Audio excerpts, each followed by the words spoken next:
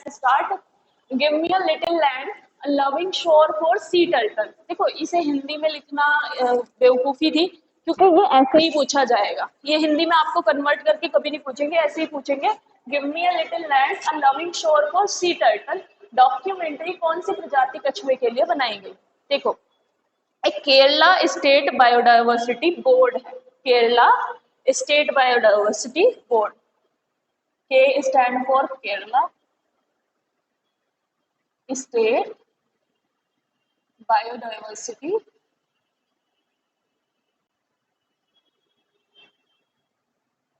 Board. ठीक है, ये जो है इसने ये डॉक्यूमेंट्री बनाई है। अब किसके ऊपर बनाई है? ये बनाई है बेटा ओलिव रिडले सी टर्टल।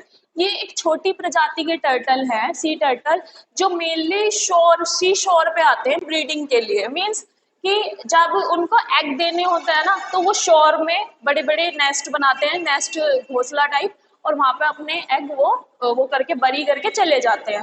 फिर वो आके देखते नहीं है, उनके जो बेबीज है वो खुद चल के सी में चले जाते हैं। उनमें से रास्ते में कुछ रहते, जिंदा रहते हैं, और कुछ सरवाइव कर पाते हैं। बट हाँ, सरवाइव कर लेते हैं वो लोग। तो लेकिन रिसेंटली क्या हो रहा था, मेनली मैं तुम्हें बताऊं, उड़ीसा में,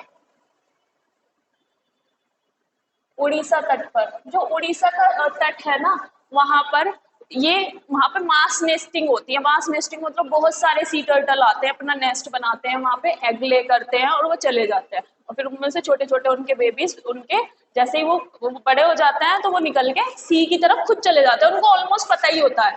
ठीक है, तो लेकिन हो क्या रहा था, जो अब से कुछ 5 या 10 साल पहले की बात है, जब से ये प्रोग्राम स्टार्ट हुआ था, तो वहां के लोगों ने ये किया कि उनके नेस्ट को खराब कर देते थे, मतलब एग वगैरह हटा देते। तो उनको पता नहीं था किसके एग है किसके, वो समझते थे कि किसी वैसे मतलब सांप वगैरह किसी का, क्योंकि लोकल्स को कहाँ पता होता है कि किसके हैं, तो वो हटा देते थे एग। कुछ क्या करते थे, बेच देते थे कहीं मार्केट में, या मतलब ये चीजें चल रही थी। अब उससे क्या हो रहा था, सी टर्टल की जो पॉपुलेशन है वो धीरे धीरे डिक्रीज होती चली गई। ऑलिव रिडले की, ऑलिव रिडले बहुत खूबसूरत सा कछुआ होता है, और तुम देखना उसमें गूगल पे तो बहुत प्यारे से कछुए होते हैं। तो वो, उनकी पॉपुलेशन कम हो रही थी। अब ये इन्होंने एक प्रोग्राम चलाया ऑलिव रिडले टर्टल को बचाने के लिए। तो लोकल्स को भी अवेयर किया कि भाई देखो, ये सी की बायोडाइवर्सिटी के लिए, हम सबके सर्वाइवल के लिए ये सी टर्टल जरूरी है। तो आप लोगों को क्या करना है, उसमें पार्टिसिपेट किया उनको बचाने के कार्य में। और अब क्या करते हैं, वो जब भी मास नेस्टिंग होती है, उस सी शोर के पास कोई नहीं जाता, मना कर देते हैं, वहां पे बैरिकेड वगैरह कुछ भी लगा देते हैं। उस साइड किसी को जाने नहीं देते, लोकल्स को या टूरिस्ट को, किसी को भी। ठीक है, तो इस तरह से ये लोग कर रहे हैं इनका एक तरह से वो संरक्षण। तो ऑलिव रिडले सी टर्टल पर एक छोटी सी डॉक्यूमेंट्री बनाई है कि give me a little land, मतलब मुझे थोड़ी सी जमीन दे दो रहने के लिए। क्योंकि अब क्या हो रहा है, हर चीज टूरिस्ट डेस्टिनेशन बनी हुई है, इरिस्पेक्टिव कि वो जगह बायोडाइवर्सिटी के लिए कितनी इंपॉर्टेंट है कितनी नहीं, लोगों को बस वहां जाना है उन लोगों की चीजों में दखल लेने के लिए। ठीक है, तो ये इसके लिए बचाव कार्य स्टार्ट हुआ। इसी को ध्यान में रखते हुए केरला स्टेट गवर्नमेंट ने, स्टेट बायोडाइवर्सिटी बोर्ड ने ये डॉक्यूमेंट्री बनाई है। तुमने वो डॉक्यूमेंट्री सुनी है जैसे अभी रिसेंटली वो मिला है हमारी इंडिया की ऑस्कर, किसको, कौन सी को मिला था? RRR तो सॉन्ग को मिला था, लेकिन उसको मिला है एक डॉक्यूमेंट्री, एलिफेंट विस्पर। सुनिए तुमने? उसकी कहानी नहीं सुनी? एलिफेंट विस्पर भी ऐसे एक डॉक्यूमेंट्री। डॉक्यूमेंट्री क्या होती है? एक शॉर्ट वीडियोग्राफी होती है, जिसमें क्या होता है कि उसके बारे में पूरी इंफॉर्मेशन वो देते हैं। डॉक्यूमेंट्री मतलब short, it's not a movie जिसमें कोई एक्टिंग करता है, इसमें रियल चीजें जो होती हैं वो कैप्चर की जाती है। तो एलिफेंट विस्पर जो है, एक रियल में हमारे यहाँ पे तमिलनाडु केरला से वो बिलोंग करते हैं। वो थे महावत, जो हाथियों को पालते थे। तो उन्होंने एक हाथी को पाला था, उसका नाम कुछ ऐसे ही था, उसका नाम भी मैं भूल गई, बहुत प्यारा सा नाम था उसका, एलिफेंट का। तो उसे उन्होंने असलियत में पाला है, मतलब सच में हकीकत थी ये एलिफेंट विस्पर जो डॉक्यूमेंट्री थी। उसकी जो बच्चा, वो छोटा बच्चा था हाथी का, तो उसकी मदर जो है वो डाइड हो गई थी, वो अपनी मदर से बिछड़ गया था, डाई हो गई थी। तो उन्होंने उसे अपने घर में बच्चे के जैसे पाला। तो उस पर डॉक्यूमेंट्री बनी थी जिसे नोबेल मिला था। तो ये अब दूसरी डॉक्यूमेंट्री, मतलब नोबेल तो इसे नहीं मिला बट ये डॉक्यूमेंट्री बनाई है ऑलिव रिडले टर्टल, याद रखना ऑलिव रिडले टर्टल, ठीक है। और ज्यादातर उड़ीसा तट पे एक है ऋषि कुलिया, ये एक स्थान है ऋषि कुलिया जहां पर इसकी नेस्टिंग होती है, जहां पर ये नेस्ट बनाते हैं, ठीक है। तो ये याद, Mumbai trans harbour link MTHL किन शहरों के लिए जोड़ने के लिए बनाया गया है? मुंबई को नवी मुंबई से जोड़ने के लिए ये एक बनाया गया है। देखो अगर हम देखो वेस्टर्न कोस्ट का ही हम एग्जाम्पल ले रहे हैं, गुजरात हो गया, ये तो जहां पे तुम ये सोचते हो कि बेटा यहाँ मुंबई है, वो मुंबई ना देखने में तो ऐसा है बट वो मुंबई कुछ, देखो यहाँ पे ना छोटी छोटे रिज है, वो देखने में हमें लगता है कि मुंबई मतलब एक लैंड मास है कंटिन्यूस, बट ये कंटिन्यूस लैंड मास नहीं है, कंटिन्यूस लैंड मास नहीं है। तो देखो if you can say this is Mumbai, जो मैं वेस्टर्न कोस्ट का एग्जांपल दूं, ये गुजरात हो गया और ये हमारा महाराष्ट्र, ठीक है। तो यहाँ पे क्या है, मुंबई ये है और ये नवी मुंबई है, इसके बीच में रिज है, मतलब रिज मीन्स एक तरह से गैप है, गल्फ कह लो, ठीक है। तो अब यहाँ से यहाँ जाने में लैंड रूट से तो रोड से तो बहुत ज्यादा टाइम लग जाता है क्योंकि घूम के ऐसे जाओगे, लेकिन यहाँ से एक ब्रिज बनाया जा रहा है, रोडवेज ब्रिज, ठीक है। मुंबई से नवी मुंबई, ये हो गया नवी मुंबई,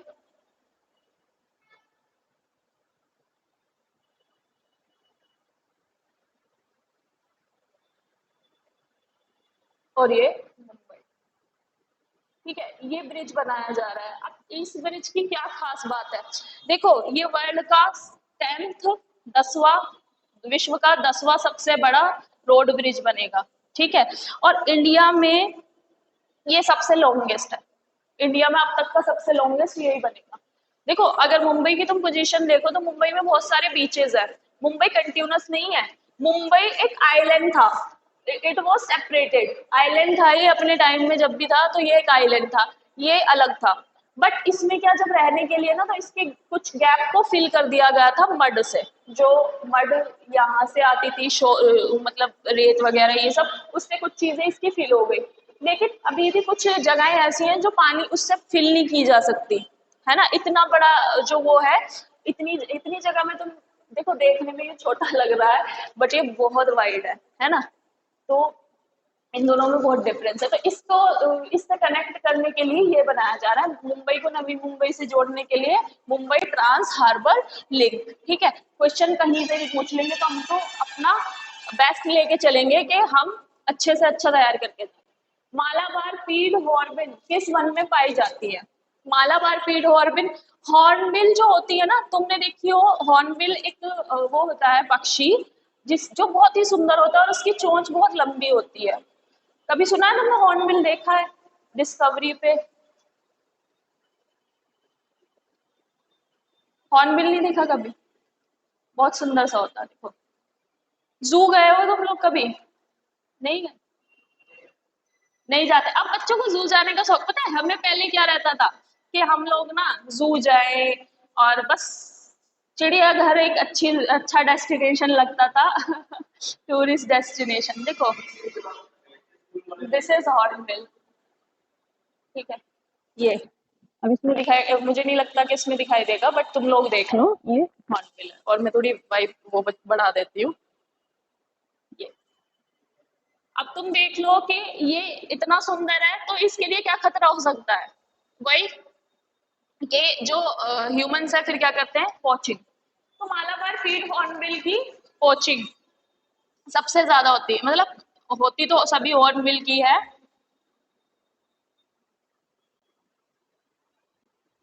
इसका IUCN स्टेटस मैं तुम लोगों को बता देती हूँ। IUCN स्टेटस क्या होता है? जो रेड डाटा बुक होती है ना, तो ये क्या है? IUCN स्टेटस है इसका नियर थ्रीटेन,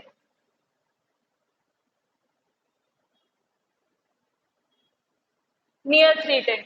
नियर थ्रेटन मतलब संकट में आने वाली है, या संकट के करीब है, ठीक है।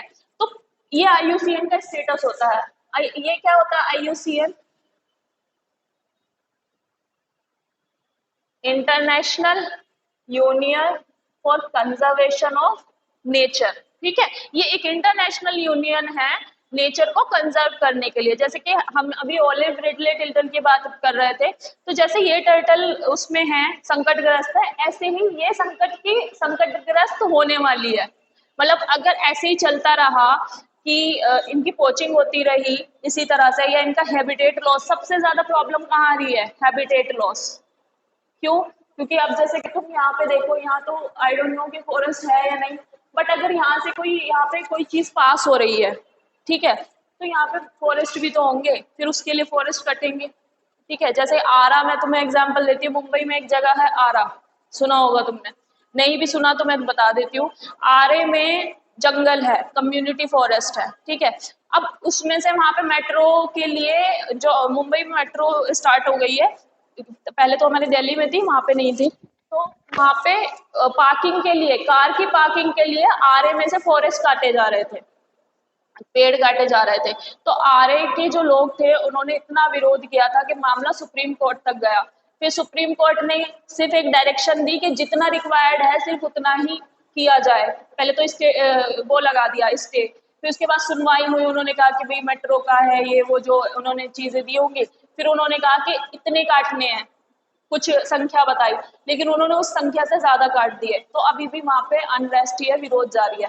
तो कोई भी चीज ना वो किसी ना किसी कोस्ट पे आती है, अगर कहीं डेवलपमेंट हो रहा है तो किसी किसी कोस्ट पे ही आ रहा है, ठीक है। फॉर इंस्टेंस हमारे यहीं का देख लो, जो रोड एक्सटेंड हुई थी, तो वो ईस्टर्न पेरिफेरल जो बना था जब, तो दुबई में यहाँ पे कितने वो थे, देखे थे फॉरेस्ट कितना था पहले, है ना, दिखता भी नहीं था कुछ, बहुत सारे पेड़ पौधे थे, बट ईस्टर्न पेरीफेरल आया, सब कुछ हटाना पड़ गया।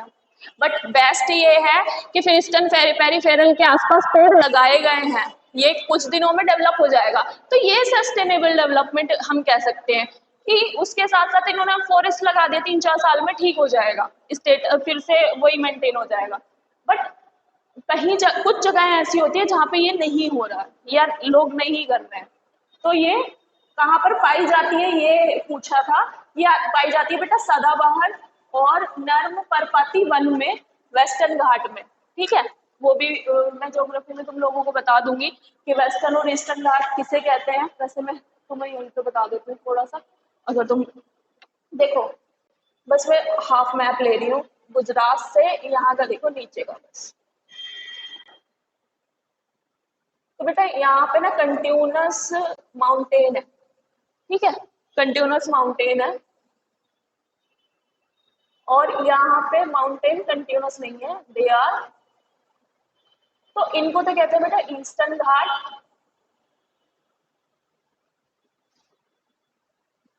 क्योंकि ये ईस्ट साइड में है, और ये क्या है? वेस्टर्न घाट।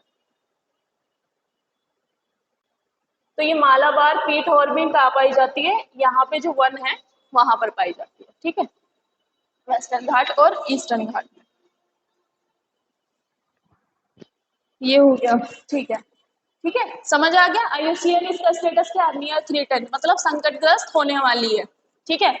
और ईस्टर्न घाट और वेस्टर्न घाट देख लेना ज्योग्राफी में पूरा अच्छे से मैपिंग करके, एक ऐसे करेंगे जैसे इफ अफ्रीका का हमें करना है, अफ्रीका में कितनी कंट्रीज है, कितनी लेक है, कितनी नदियां हैं, सब, कौन सी कंट्री से किसका बॉर्डर मिल रहा है, कौन सी लेक से किन किन कंट्रीज का बॉर्डर मिला हुआ है, वो सब अच्छे से करना। और मैप फिर जब मैप करेंगे ना तो तुम लोग लेकर आना वो वाले मैप नॉर्मल, उसमें तुम फिल करना, फिर तुम लोगों को मैप से अच्छे से याद रहेगा। फिर देखो एक्सपोसैट के संस्था ने मिलकर विकसित किया, XPOSAT, सैट किस संस्थाओं ने मिलकर विकसित किया? देखो इसरो और RRI। इसरो तो तुम्हें पता ही होगा, इंडियन स्पेस रिसर्च ऑर्गेनाइजेशन, लेकिन RRI थोड़ा सा नया है, ये है रमन रिसर्च इंस्टीट्यूट। इन दोनों ने मिलकर एक वो बनाया है एक्सपोसैट। तो इसमें क्या है, एक्सरे को, जो एक्सरे रेज होती है ना, उसका एक पोलैरिमीटर है, मींस एक्सरे रेज को पोलराइज करने के लिए एक ये सिस्टम बनाया है, ठीक है। तो इसका यूज क्या होता है, जो ये कॉस्मिक रेज होती हैं एक्सरे, सो दैट कि they can use in another जो जो भी प्रोजेक्ट होते हैं उनमें वो उनको वाइडली यूज कर सके, क्योंकि एक्सरे बहुत डेंजरस होती हैं, डायरेक्ट वो यूज नहीं की जा सकती, तो पोलराइज करके दे यूज इन उनके मिशंस में, जैसे कि सैटेलाइट बनाने भेज रहे हैं, तो ये सारी चीजों में। चलो नेक्स्ट, हाल ही में चर्चित रही विक्टोरिया झील किन देशों में स्थित है? देखो अब विक्टोरिया झील, फिर विक्टोरिया झील उसमें थी चर्चा में अभी आसपास, और फिर वही कारण वही है, ह्यूमंस। देखो विक्टोरिया झील दूसरी सबसे बड़ी खारे पानी फ्रेश वाटर ताजे पानी की झील है। सबसे बड़ी कौन सी है? लेक सुपीरियर, ठीक है, वो है अमेरिका में, नॉर्थ अमेरिका में। तो जो लेक सुपीरियर है वो पहली सबसे बड़ी ताजे पानी की झील है, लेकिन उसके बाद विक्टोरिया झील सबसे बड़ी है। तो ये 3 देशों में है, तंजानिया, युगांडा और कीनिया, ठीक है, ये 3 देशों में स्थित है। तो ये नाम याद रखना, किसी एक का ऑप्शन आए तो भी सही है कि किस देश में स्थित है, और ऑप्शन में तंजानिया अकेला दे रखा हो तो ठीक है, लेकिन अगर ऑप्शन में ऐसे आ रहे हैं 3, फिर 3 अदर कंट्री और फिर 3 अदर कंट्री, तो तुम्हें चूज करना है ये, कैसे भी आते हैं। हाल ही में चर्चित माइग्रेशन मोबिलिटी पैक्ट किस देश के साथ हस्ताक्षरित हुआ? देखो ये ऑस्ट्रेलिया और इंडिया के बीच में अभी हुआ, क्योंकि हमारे प्रधानमंत्री अभी वहीं थे ऑस्ट्रेलिया में, तो ये एक पैक्ट साइन हुआ। अब इस पैक्ट का मतलब क्या था? माइग्रेशन मोबिलिटी समझ रहे हो? माइग्रेशन मोबिलिटी, माइग्रेशन मीन्स वो क्या बोलते हैं उसको, हाँ, एक जगह से दूसरी जगह जाना। तो जैसे हमारी कंट्री से इंडियंस ऑस्ट्रेलिया में भी जाते हैं पढ़ने के लिए, और वहाँ के स्टूडेंट यहाँ भी आते हैं, ठीक है, हालांकि पढ़ने के लिए नहीं आते, बट कुछ कुछ पढ़ने के लिए भी आते हैं, ऐसा नहीं है कि हम इतने वो हैं, हमारे यहाँ पे पढ़ने के लिए भी आता है, बट उतना हमारी यूनिवर्सिटीज अनफॉर्चुनेटली मैं कहूँगी उतनी डेवलप नहीं है कि दूसरी कंट्रीज के स्टूडेंट हमारे यहाँ पे आए, बट कुछ आते हैं, लाइक अफगानिस्तान से आते हैं, जिन कंट्रीज में इतना डेवलप नहीं है और वो नियर है इंडिया के, तो वहां से हमारे पड़ोसी देश के बच्चे ज्यादातर यहाँ आते हैं।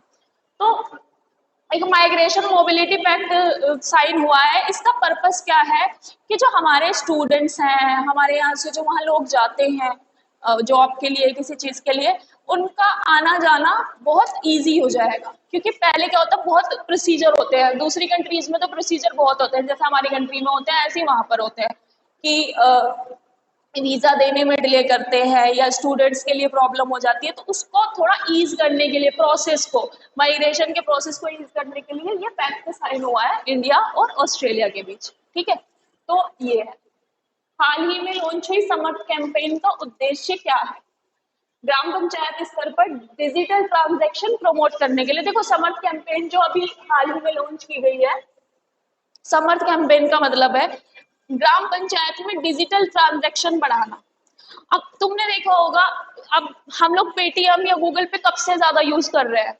डिमोनेटाइजेशन से, है ना, क्योंकि उस समय हम सबको पता था कि कैश जो है दैट इज नॉट रिलायबल, जो तुम्हारे अकाउंट में पड़े हैं वो तो वर्चुअल एक तरह से करेंसी हो गई, तो वो तो तुम्हारे हाथ में है, बट जो तुम्हारे हाथ में नोट है या फिर फिजिकल जो करेंसी है वो तुम्हारे किसी काम की नहीं रही, तो उससे फिर डिजिटल ट्रांजैक्शन बहुत होने लगा।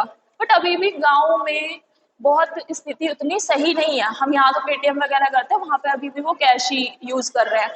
तो इसलिए ये कैंपेन एक लॉन्च हुई है कि ग्राम पंचायत स्तर पर डिजिटल ट्रांजैक्शन जो है, फोन पे से, पेटीएम से, यूपीआई जो भी सिस्टम है, इससे अच्छे से ट्रांजैक्शन किया जा सके, सो दैट कि उनके लिए भी स्मूथ हो जाए सारी चीजें, ठीक है। अब ये है 76वीं स्वास्थ्य सभा कहाँ आयोजित हुई? ये हुई है जिनेवा, स्विट्जरलैंड में, और ये कौन आयोजित करता है? WHO, ठीक है। जो ये स्वास्थ्य सभा है ये WHO आयोजित करता है, और क्यों ये हर साल आयोजित करता है? ये एक तरह से इनके एफर्ट है कि सबको, to give everyone everywhere a safe and healthy life, सबको एक सेफ और हेल्दी लाइफ प्रोवाइड कराने के लिए। तो जो वर्ल्ड हेल्थ ऑर्गेनाइजेशन है बेटा, उसमें सभी कंट्रीज के लिए एफर्ट किए जाते हैं कि सबको, जैसे कि अभी तुमने पेंडेमिक देखा था कि पेंडेमिक आया ये कोविड-19, तो WHO ने कितना अदर कंट्रीज के साथ मिलके, इवन भारत के साथ या चाइना के साथ कोऑपरेट करके सबको वैक्सीन प्रोवाइड करवाई, सबको मास्क, ये सारी चीजें डिस्ट्रीब्यूट करने में डब्ल्यूएचओ ने अपना रोल प्ले किया। तो डब्ल्यूएचओ के इसका स्वास्थ्य सभा का पर्पस यही है कि सबको ग्लोबली, सभी को और अच्छी और सुरक्षित लाइफ या वो कह सकते हो तुम हेल्दी, स्वस्थ जीवन प्रोवाइड कराना। नहीं, विश्व पुरुष जैवलिन थ्रो सूचकांक में शीर्ष स्थान प्राप्त करने वाले, देखो सूचकांक को तुम रैंक भी सूचकांक नहीं, इसको लिखना रैंकिंग, ये मैंने सूचकांक बोल दिया।